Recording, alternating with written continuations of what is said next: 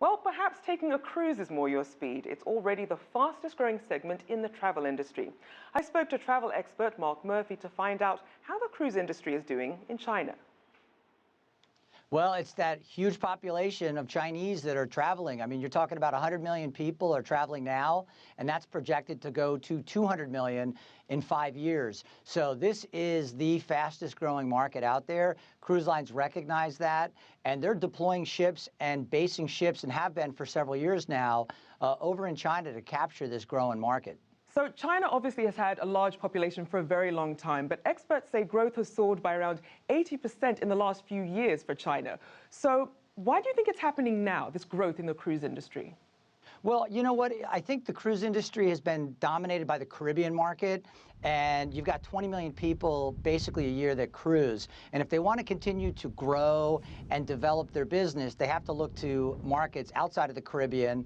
And China being this growing market, they're looking at that and they're understanding that not only are they going to put ships there, but they're building the ships, and some of their latest high-tech ships are going into China to basically embrace this market. And you're going to have a ship that, instead of being multicultural, it's going to be primarily focused on that mainland Chinese market that's going to go there. They're going to see their stock prices rise, and we've seen big growth in the stock prices of the cruise lines as a result of going into these additional markets. And I think that that's where the growth is going to come from. You know, the vast majority of Americans have never taken a cruise, and I think you've got a very, very eager population that's getting the disposable income to go out and explore the world, and now permission, obviously, to do it as well. So when you have the financial liquidity and the growth in the standard of living, and you couple that with the desire to get out and experience the world, that is a winning combination for the cruise industry, and of course, all the Chinese folks are going to be able to explore the world.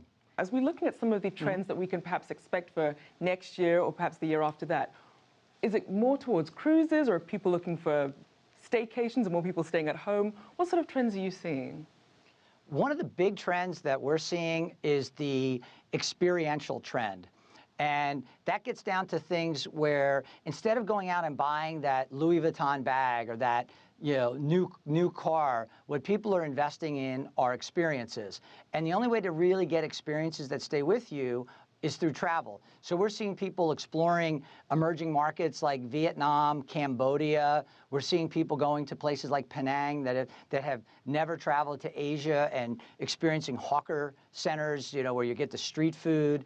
All of that gives you that local culture, that local experience. So more and more people are looking for authentic experiences. That is a huge trend. And also there's a big trend in adventure travel. So you don't have to go climb, Mount Everest, but you can go and do different levels of adventure. Soft adventure. You don't have to be 35 and totally fit, because they'll scale trips based on your abilities. And so that's what we're seeing a lot of people do. They're taking helicopter rides up to onto glaciers, landing on glaciers in Alaska. They're then getting off. They're doing dog mushing in Southeast Asia. They're going out and experiencing sea kayaking, let's say, off of Phuket. They're going into hangs, which are caves that you go through to get into the center of an island, and then it's just dead quiet and completely peaceful.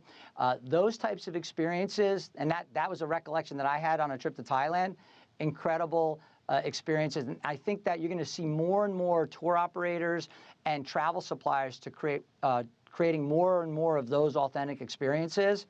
And I'll just give you another example. Epicurean. How about dining with a local family? How about going out with Bedouins in the desert in the Middle East and experiencing life as a Bedouin?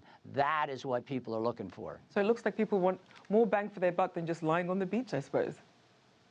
Yeah, you know what? We've been there, we've done that, and I always like to unplug and have that type of vacation once a year.